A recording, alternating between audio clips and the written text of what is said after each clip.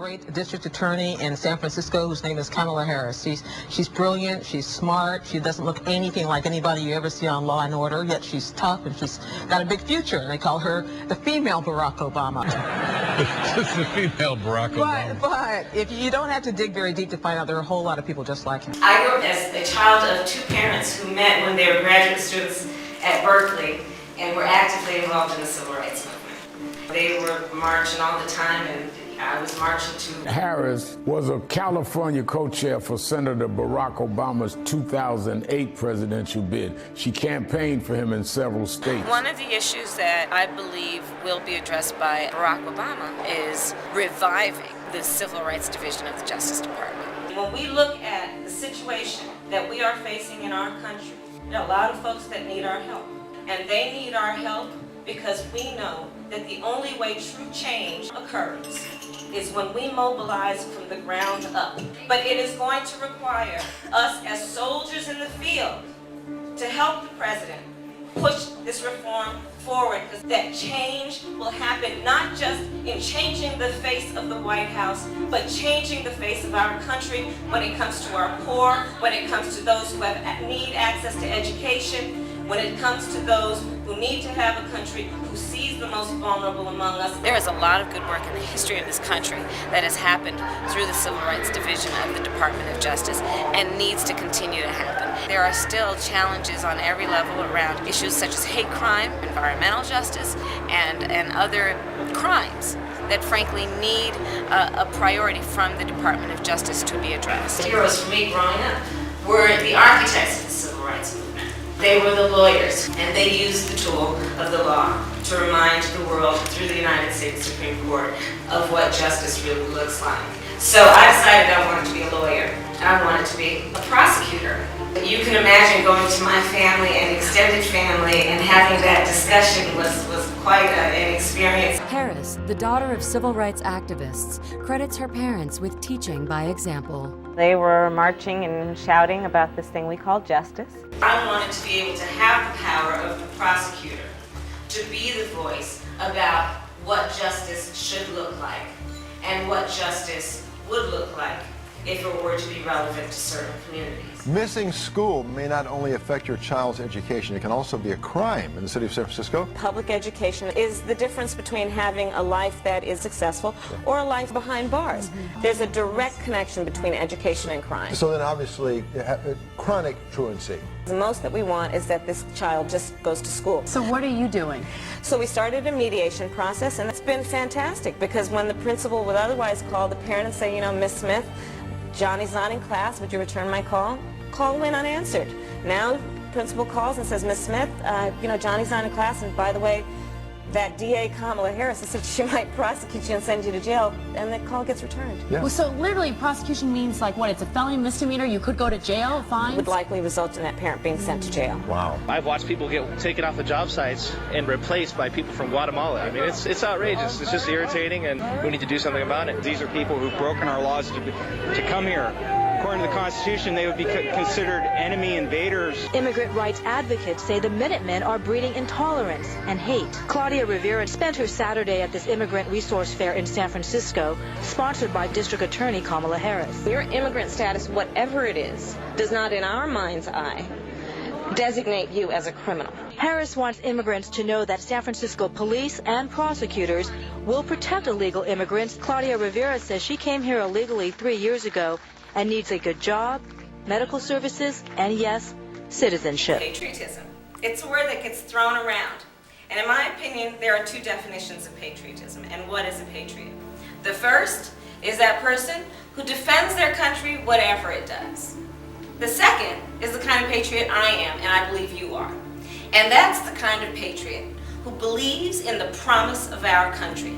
It is the person who believes that we are and can be a real democracy in a place that is all about equality and treating all men and women equal, regardless of their race, gender, sexual orientation, or ethnic background. And at the end of my 8 years, I promise you, everyone will be wearing an American flag on their lapel. When people question your blackness, you were on that bus You were part of the civil rights movement, but the struggle is convincing people that this is a strong black woman who lived a strong black life, and why is there any question? You're right. It's frustrating. Have you ever smoked? I have. Okay. Like in And college, I inhaled. I did inhale. It was a long time ago. Listen, I think that it gives a lot of people joy, and we need more joy. What do you see as the biggest national security challenge confronting the U.S.? What is the thing that worries you and keeps you up at night? Frankly, one of them is our democracy. And that I can talk about because that's not classified.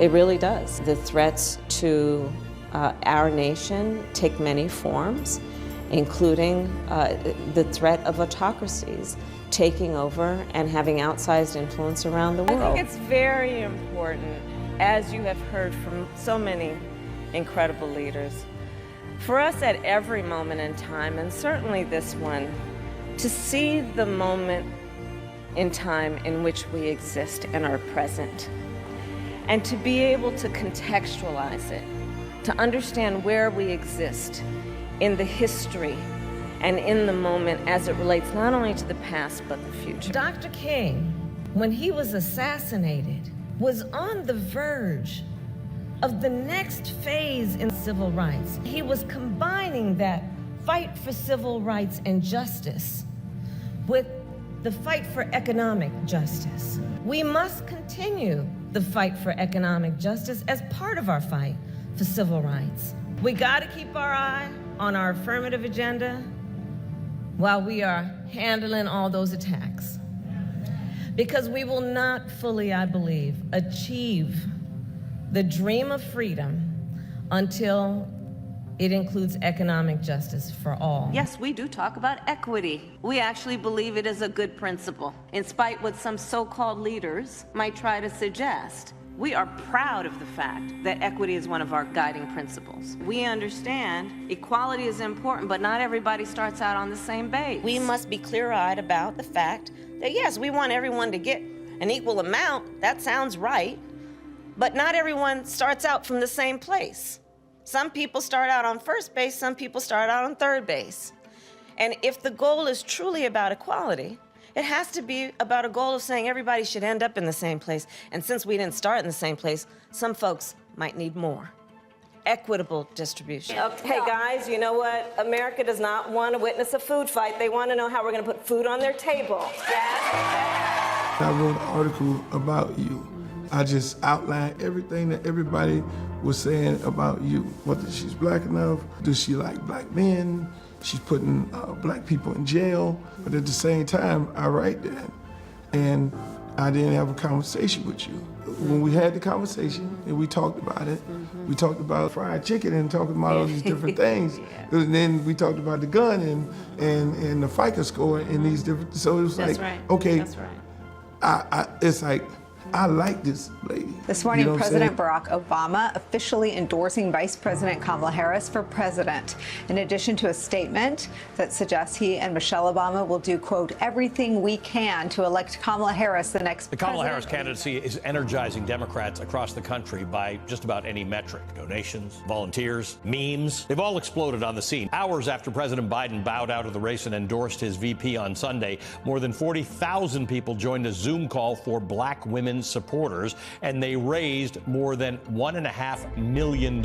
Another Zoom call for black men drew more than 50,000 supporters the next day. Brothers, y'all are doing this thing already. When we mobilize, we win. There's just no stopping it. We make the assumption that women are going to be more excited, and we never think about the men. We support women in every endeavor, and competent women deserve our support. Polls consistently show Biden's decline in popularity among black voters. Went with Black Men says with Harris in, it's a new race. It's important for black men to show we have Kamala Harris's back. On Thursday, more than 160,000 Harris supporters joined one single Zoom call. That call was rallying white women for Harris. Participants in the call included the actress Connie Britton, pop star Pink, and the soccer star Megan Rapinoe. This is our opportunity to show up not only for ourselves, but for Black women. They've given us the whole playbook on how to show up and energize and be organized and tap into all of our networks. So let's just follow their lead. They are thrilled. They are organizing with the kind of energy